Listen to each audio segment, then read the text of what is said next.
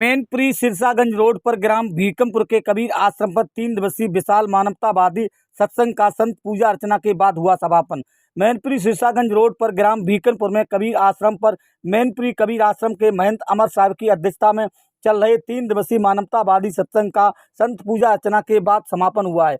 यहाँ बड़ी संख्या में संत भक्त मौजूद रहे। महंत अमर साहब ने अपने प्रवचनों में बताया है कि संत गुरुजनों की बात बताए हुए रास्ते पर चलने से सारे काम सफल होते हैं। महंत बताते हैं कि मनुष्य अपने अंदर की गलतियों को निकाले तथा दूसरों की अच्छाइयों को ग्रहण करे, दुर्व्यसनों को त्याग कर अपने जीवन को सफल बनाए। महंत ने बच्चों की शिक्षा पर विशेष जोर दिया है। लखनऊ कबीर आश्रम से पधारे संत गुरबंद साहब ने कहा कि घर के सभी लोग एक दूसरे की बात मानकर चलें तो घर स्वर्ग बन जाएगा और सुख शांति रहेगी। मानवतावादी कबीर सत्संग कराने वाले आयोजक राजवीर साहब ने सभी संत गुरुजनों का सम्मान किया है। भक्तों ने संत गुरुजनों की आरती उतारकर पूजा की है, अर्चना की है। यहाँ क्या कुछ बताया है महंत अमर साहब ने, इससे पहले इन तस्वीरों में देख सकते हैं कितनी बड़ी संख्या में यहाँ संत भक्त मौजूद हैं और संत गुरुजनों की पूजा अर्चना कर रहे हैं। हाथों में आरती है, सभी लोग यहाँ पर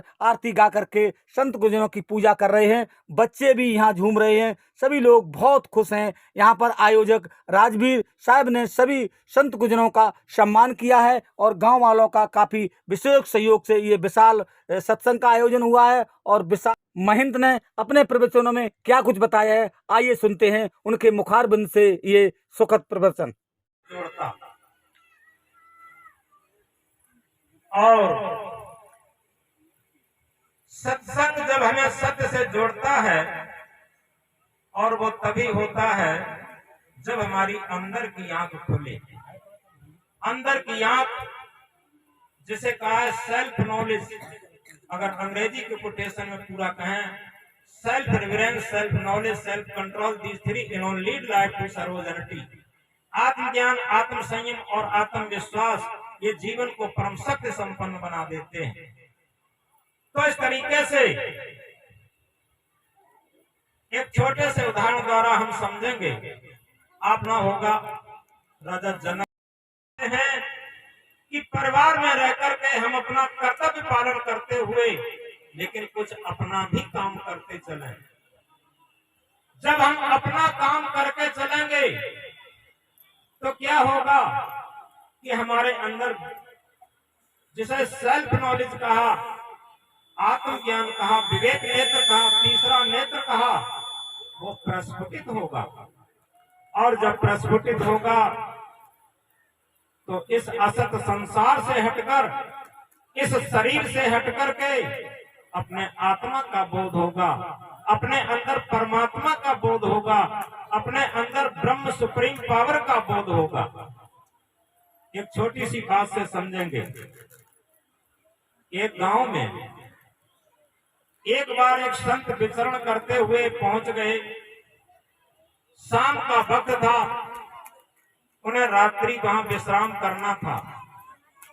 संत ने पूछा, भाई एक बात बताओ, एक व्यक्ति से इस गांव में कोई भक्त हो, कोई आश्रम हो, मंदिर हो, आज हम रात यहाँ व्यतीत करना चाहते हैं।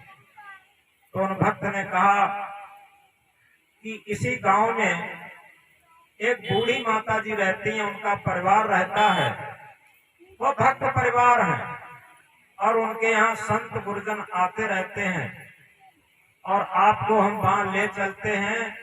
आप वहां चलेंगे तो भोजन भी मिलेगा, सत्संग भी होगा और आप रात आराम से काट सकते हैं। उनको लेकर के वो सज्जन उन बूढ़ी माता के घर पे पहुंचे। जब उन बूढ़ी माता के घर पर पहुंचे, जैसे ही बूढ़ी माता ने उन संत को देखा, बड़ी प्रसन्न हो गई, एकदम खुश हो गई। ये कहा है, आवत ही हर से नहीं, नैनन नहीं सने, रहमन बहान जाइए कंचन बरसे में। आते आते जब प्रसन्नता ना हो जाए, हृदय से गुदगुदी ना आ जाए, ऐसी जगह पर जाना भी व्यर्थ होता। वो माता जी भक्तमती माता थी, संत को आते देख करके एकदम प्रफुल्ल हो गई, अंदर से गदगद हो गई और प्रणाम करके एकदम आसन लगाया, उनको बिठाया, जलपान दिया और ये कहा कि महाराज अभी आपके लिए हम भोजन तैयार कर रही हूं, अभी आपके लिए हम भोजन तैयार कर रही हूं। माताजी भोजन बनाने में लग गई। थोड़ी देर में संत के लिए भोजन बनाया। भोजन बनाने के बाद निवेदन किया कि महाराज जी आप भोजन पा लीजिए। संत ने क्या कहा, वो एक मूर्त पूजक संत थे। उन्होंने कहा कि माताजी पहले हम अपने ठाकुर जी का भोग लगाएंगे और इसके बाद हम भोजन करेंगे। माताजी ने परोस दिया। उन्होंने अपने जिस तरीके से ठाकुर जी का भोग लगाना था वो अपना लगाया और इसके बाद स्वयं भोजन किया। संत को भोजन कराने के बाद माताजी ने स्वयं भोजन किया और भोजन करने के बाद माताजी सोच रही हैं कि इन संत को कैसे जगाएं। तो माताजी क्या काम करती हैं, घर से बाहर गली में एक बिजली का खंभा लगा था, उस पर एक बिजली का बल्ब लट्टू लगा था। उस बिजली के बल्ब के नीचे वो कुछ ढूंढना शुरू कर दी। हाथों से खोज रही हैं, ढूंढ रही हैं, बार बार इधर से उधर, काफी टाइम हो गया। साधु ने सोचा कि पता नहीं माता जी का क्या खो गया है। साधु ने पूछा, माता जी क्या खो गया है, काफी लंबे समय से आप ढूंढ रही हो, क्या खो गया है आपका, क्या खोज रही हो। माता जी ने कहा कि साधु जी हमारी एक छोटी सी कपड़े सिलने की सुई थी और वो कमरे के अंदर खो गई है और उसे बाहर प्रकाश में ढूंढने के लिए निकली हूँ, घर से बाहर प्रकाश में ढूंढने के लिए निकली हूँ। साधु ने कहा कि माता जी क्या आपका दिमाग पागल तो नहीं हो गया। माता जी ने कहा क्यों महाराज जी क्या हुआ, कि अरे जो चीज जहाँ खोई है उस चीज को वहीं खोजा जाए। आपकी सुई कमरे के अंदर खोई है, मकान के अंदर खोई है, आप गली में बाहर बिजली के लट्टू के नीचे पर बिजली के बल्ब के नीचे खोज रही हैं, तो बाहर कैसे मिल जाएगी, घर से बाहर कैसे मिलेगी। माता जी ने कहा कि हम ही पागल नहीं है, हमें तो दुनिया पागल नजर आती। साधु ने कहा कैसे नजर आती।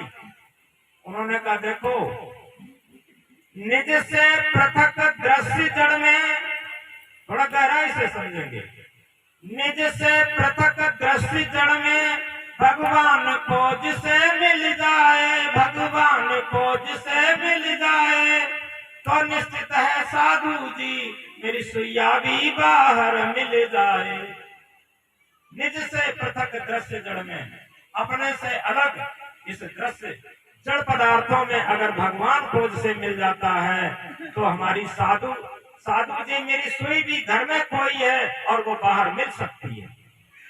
जब इतनी बात साधु ने सुनी तो साधु का विचार डगमगा जाता है, कहता सोचता है कि माता जी बिल्कुल सच कह रही हैं कि हम अपने अंदर परमात्मा को न खोज करके इसकी मूर्ति में खोज रहे हैं, बाहर की पूजा में खोज रहे हैं।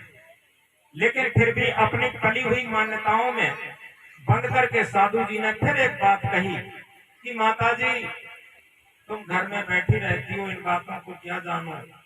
बड़े बड़े तीर्थों में चल करके देखो, बड़े बड़े मंदिरों में चल करके देखो जहाँ साक्षात भगवान के दर्शन किए जाते।